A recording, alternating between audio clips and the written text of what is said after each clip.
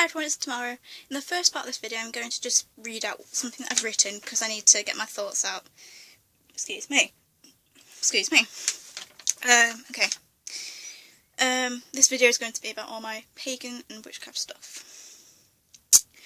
To start off, I'm going to explain what witchcraft is exactly, as there is a bad representation in the media of what witchcraft is.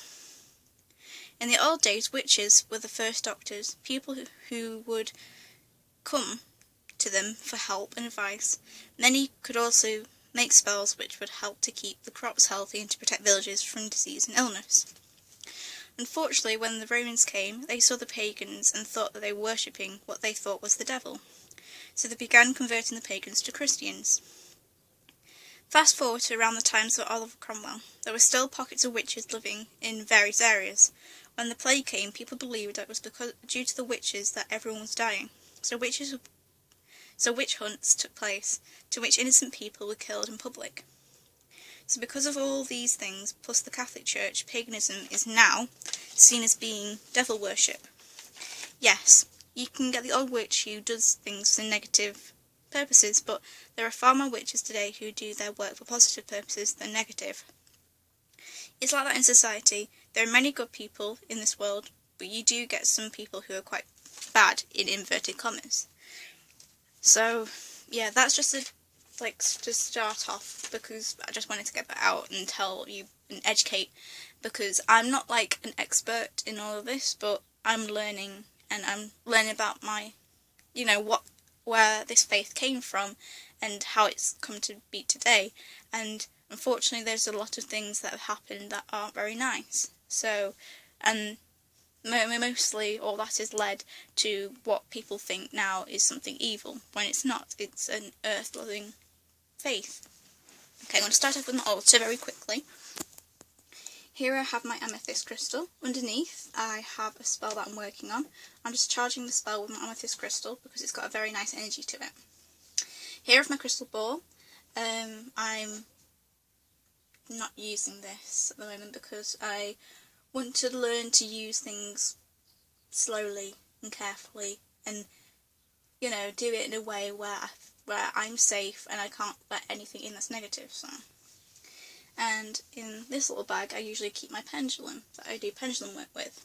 However, because I'm not really good with working with it at the moment, I decided to let the crystal charge up there by my window. It's the little one there. And yeah, if you want to learn about pendulum work, just put it in the comments, because I can probably explain if I learn some information about it, because I know the basics but I don't know everything.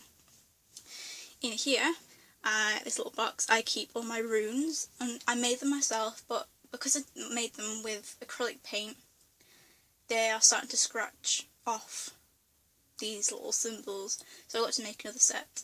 Have my wand here. It's just plain at the moment, but it'll end up being having little symbols and runes and protective stuff burnt onto it. Here I have my incense burner and some half-burnt incense. My cauldron, I keep my lighter in there, and I have 3 candles. 1, 2, 3. The middle one is the representation of both God and Goddess energy. The one on the left, your left, is the Goddess candle, and on the right is the God candle. Now I have 2 chalices. That one is just for decorative purposes and to put stuff in, and that one there is what I'm going to end up using when I do ritual, but it also will work as something to raise energies because it makes like a chiming sound when you tap on it, which is very good, because I didn't know that at the beginning, and then I tapped on it and it made a chime sound. I was like, oh yes, I can use this like a singing bowl. Here I have my besom. Unfortunately witches don't fly on broomsticks, but it's used to sweep out negative energies. Like, it's basically, when you sweep, you imagine you're sweeping away anything negative in the area that you're working in. So yeah, and you can decorate them very nicely. And I have a sword. Eventually I'm going to burn the little elvish runes and symbols and writing into it. Okay, and down here I have the rest of my pagan stuff. I got some books and stuff down here and an altar cloth, but I might do another video about this another time. And oh yeah, I also have my crystals, which are part of my practice, but I keep them up there. Okay, down here I have all my other pagan stuff that I keep underneath here. This is just so that I can take things out, put them back, and it means I don't have to sort of balance everything on my altar space. First I have my Book of Shadows. I write everything I learn in there, but this is like a neat version. This here is just like a notebook that I keep all the information that I want to put inside my Book of Shadows in. Because I just literally just write anything down. So if I could watch a YouTube video with like something like Charming Pixie Flora, she's a very good YouTuber who's also pagan. And she does a lot of videos on how to do certain spells and how to open sacred spaces, etc, etc. If I watch a YouTube video and I like the, you know, the tutorial they've done, then I'll just write it down and then I'll transfer it into my Book of Shadows. But my Book of Shadows isn't finished yet, so... Oh yeah, and this here is one of my witchcraft books. It's very good because I can transfer information from this into my notebook, which then can transfer into my Book of Shadows. Okay, this here is where I keep all my shells, so I can use them as spells or whatever I want, but I just like collecting shells when I go to the beach. All my stall candles, I need more, because like you can get also ones that are quite long and elongated, so I want to get some more of them, because I've got mostly red candles instead of pink and whatever, but I have got a pink one on my fairy altar, but I just use that when I ask for prayers from the fairies. In here I keep stones that I collect from the beach or woodlands or streams or whatever, so yeah. Or you could use them as spells or whatever you want. Spell bags, I collect these, so if I get a piece of jewellery, I'll keep the bag so I can use it in a spell or to put something in, like herbs.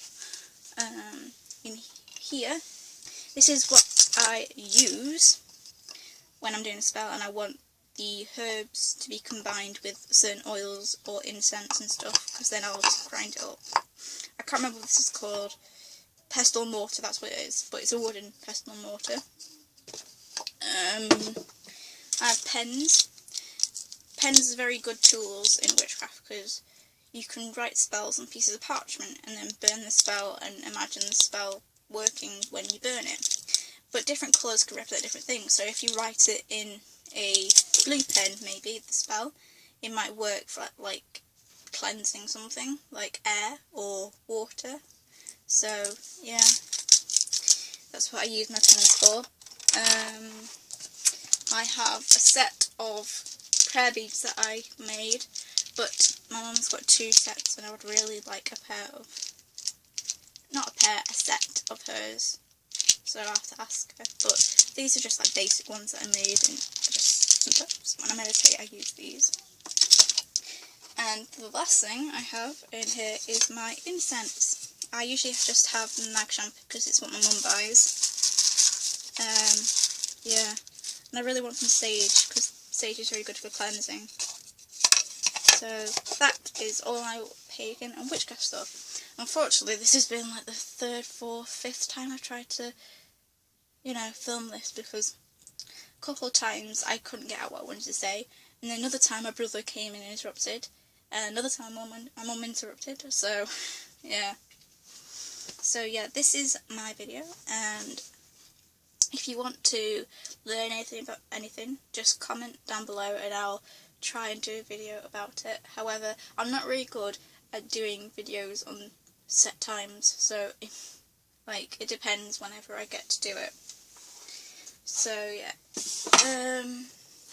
thank you for watching and blessed be.